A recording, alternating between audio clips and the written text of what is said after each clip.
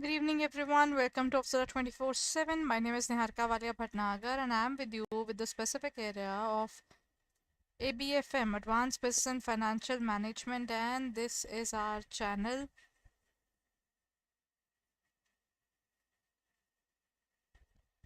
JAIIB CAIIB English Medium.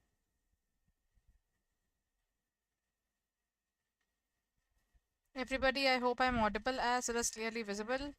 Please share the session, like the session, and subscribe to the channel right away if you haven't done it yet.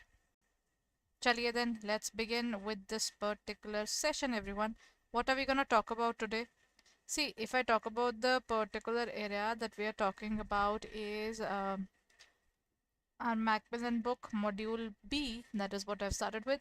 So here comes the first question based upon reasoning and assertion. If you go through the particular questions, now I'm giving you questions of both the types. That means you're getting questions on the basis of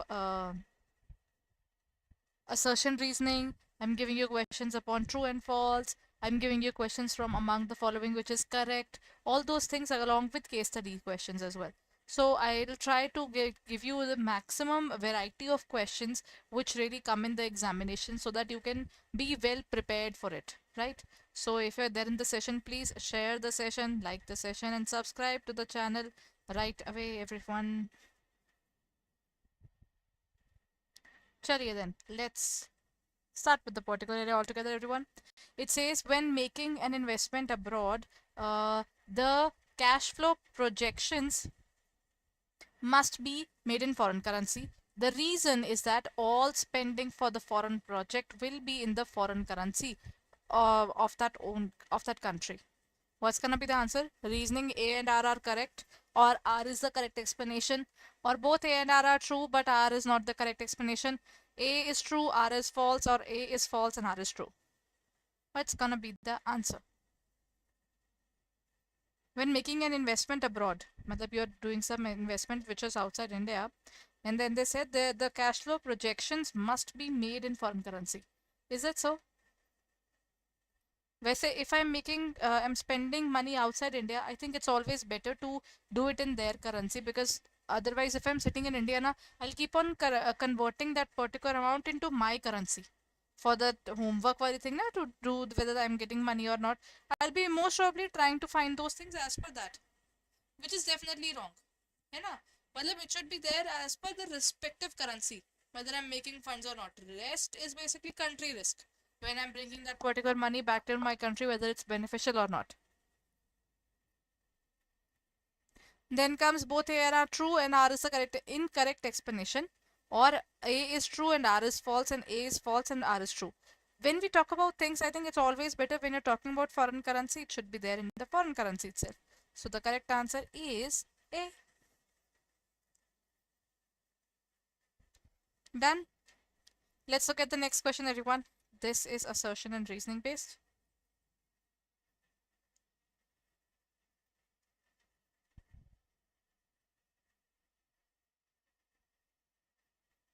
Look at this part, everyone. When we talk about the foreign currency there, what does it say? Foreign currency discount rates are computed using the spot rate. Okay, what is the spot rate? Spot rate is the rate at which we are basically doing what? Spot rate is the rate at which we are purchasing the currency right away or selling the currency right away. This is the first part. Huh? And the second part would be what? The second part is basically, first part is your spot rate is a rate at which you can have the currency right away, and in case you are doing it for the future, it would be the future rate. है ना? Futures and forward contracts are on these bases only.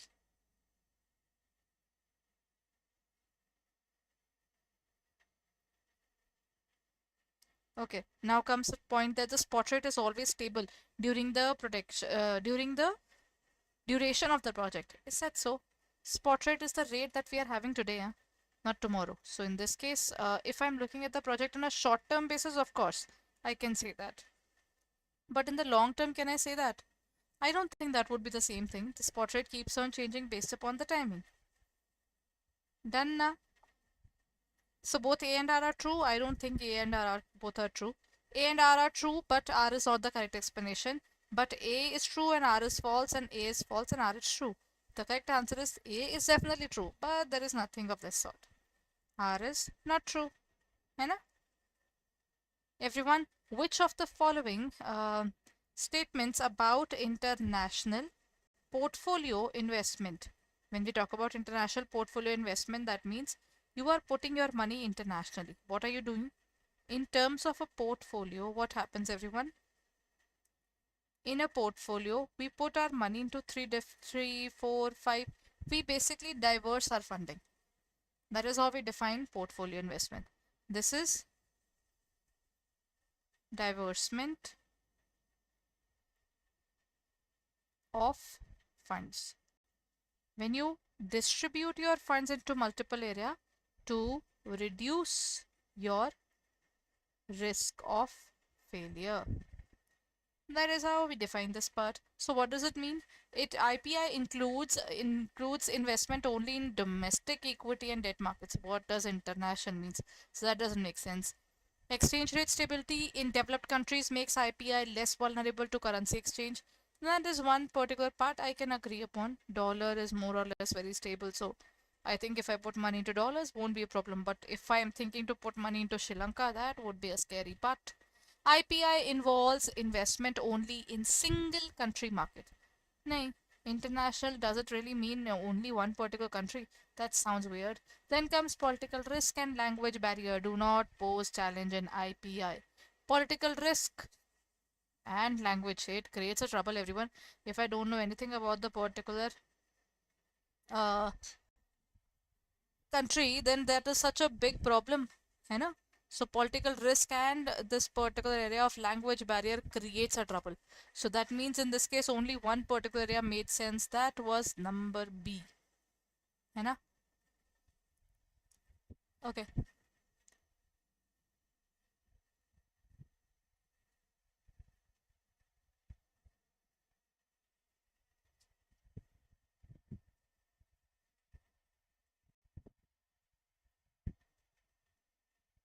चलिए.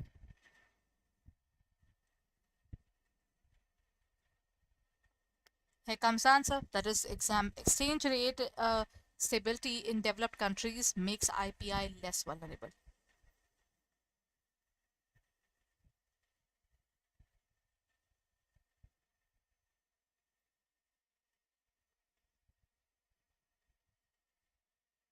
Next point, everyone. The liberalized remittance scheme in India allows individuals to remit the money abroad for multiple purposes, including the portfolio investment. Okay, you put this money into multiple areas altogether. That is what they defined in terms of the reasoning and assertion. है ना? And what are they doing in this case? They talk about the specific area that is reasoning is given as you under LRS. The annual remittance limit is set up to US dollars 250 per individual per financial year. That means till 2,50,000 I don't think there's any problem if you remit funds. But beyond this amount, yeah, it would be a problem. है ना?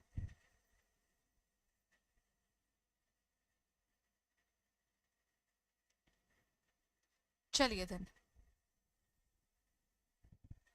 In this case, I think LRS is basically a system under which you can send money to outside India, but there is a particular limit. Up to this limit, there is no problem. After this, you need the specific permissions. That is how you define these particular limits. So in this case, the correct answer would be A is definitely A and R both are true. But what doesn't make sense is R is not the correct explanation. LRS allows individuals to remit money abroad. This is basically explanation, not the reason. है ना?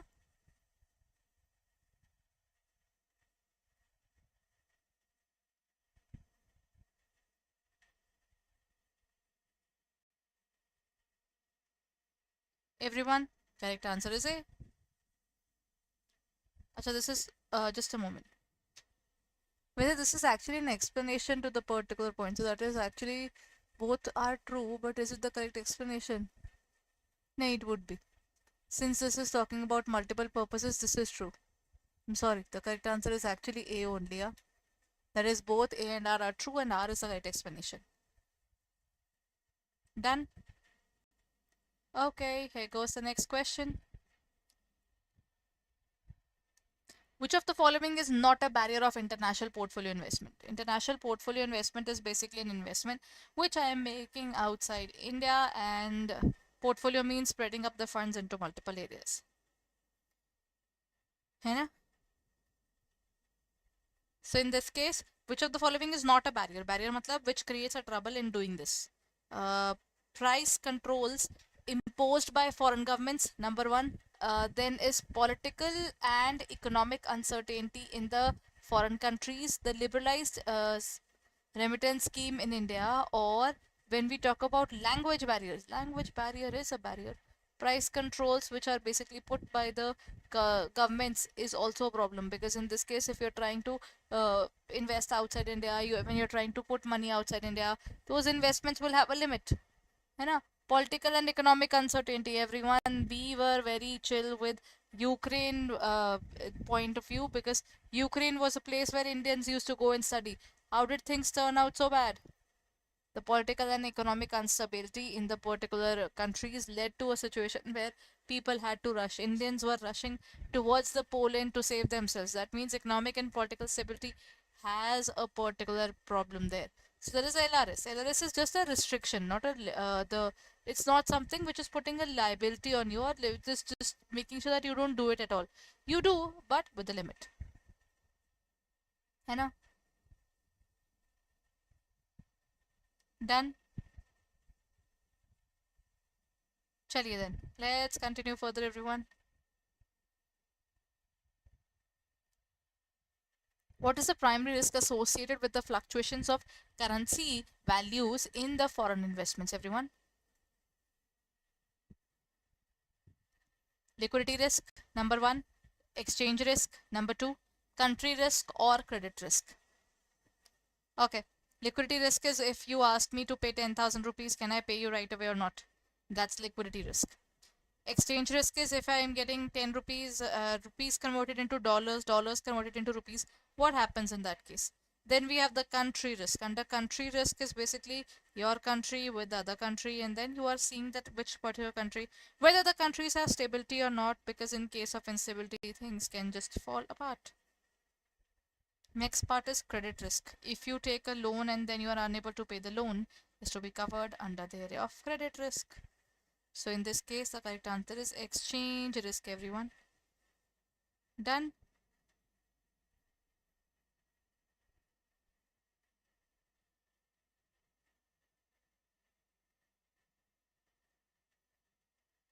So in this case, here comes a bigger question, everyone. Which of the following is true about direct and indirect channels of international portfolio investment?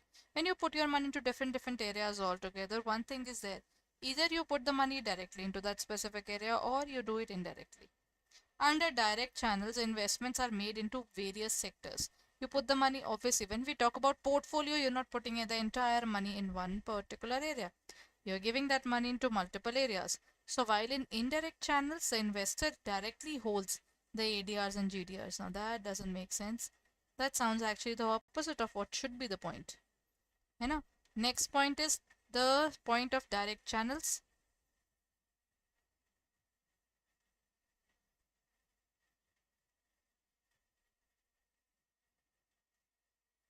It says the direct channels is basically having investments in American depository receipts and global depository receipts.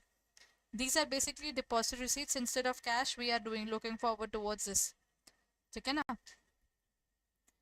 Okay, when we talk about this area, either the shares of the company are converted into these receipts and people put their money into this. So while indirect channels are basically the investments in global mutual funds and exchange traded funds. Not really.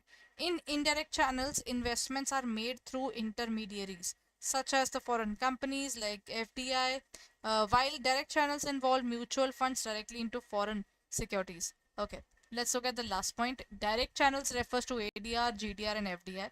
While indirect channels includes ETF, this is exchange traded funds, global mutual funds and MNCs, where intermediaries invest on behalf of others. So that's actually true. Where intermediaries invest, that is indirect. When you directly put your money into this area, that is called foreign direct investment. The answer is D. Everyone, which of the following is the potential advantage? This is, they are saying, not an advantage, but it can happen. Which of the following is a potential advantage of investing in a portfolio investment? Exposure to exchange and country risk decreases the potential for higher gains due to market volatility. Okay. If you have a higher volatility, yes, there would be a trouble. Exchange rate will vary. International diversification can help reduce overall risk. Yeah, if you put the money into different areas altogether, you will be in a better situation. Then comes, it says that allowing investors to benefit from stable and growing foreign economies. You find out where you're gonna put the money and spread it among different countries. That would be a sane decision to make, है ना? So the first point, exposure to exchange and country risk increases the potential for higher gains. Where say exchange rate risks, if the risks are increasing, the chances of gains is not very sure. So first point, I think I can give a particular doubt there. Investing in IPI ensures that constant rate of return. No. If you're putting the money into international portfolio investment, it doesn't ensure. Nothing ensures anything in the market. Market is so unstable there. Foreign securities guarantee capital appreciation. How can we can say that in our country maybe you'll receive money or not, but if you put the money outside India, you will be in a very safe and sound situation. You won't be. The countries definitely where you have no clue about it. So this is with zero liquidity risk and making them safer. No, there is a major risk. So I think I'll go with B only. Done, everyone?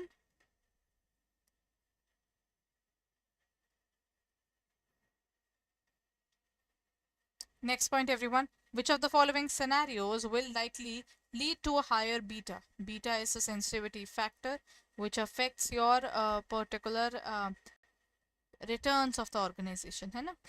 So that is for the security in the capital asset pricing model.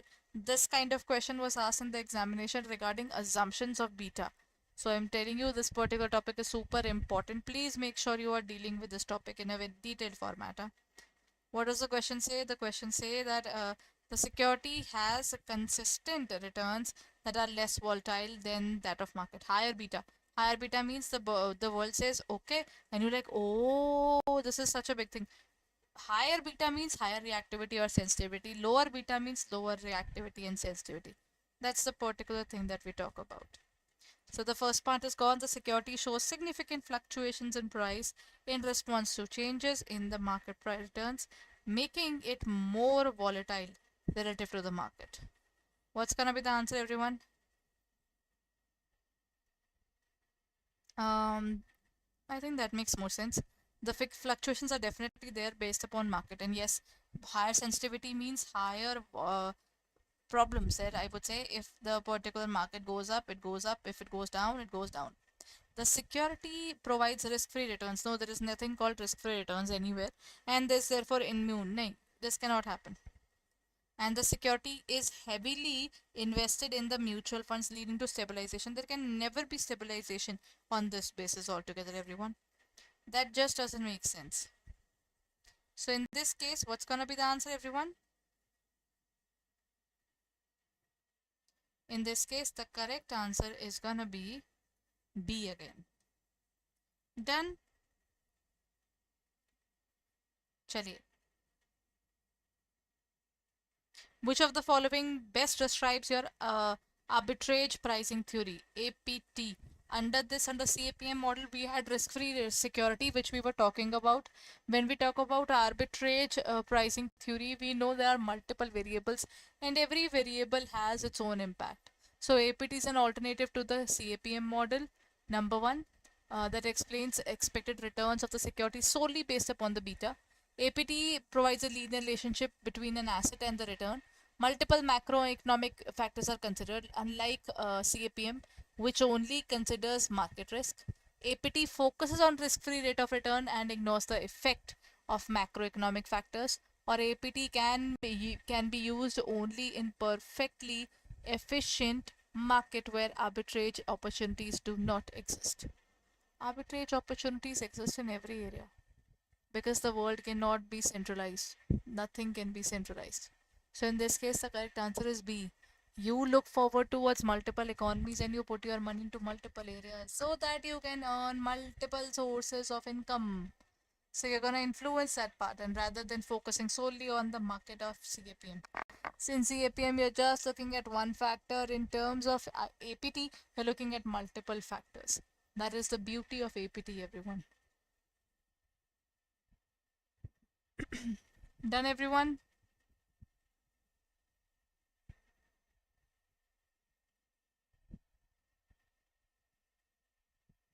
Chaliye then, let's move on to the next point.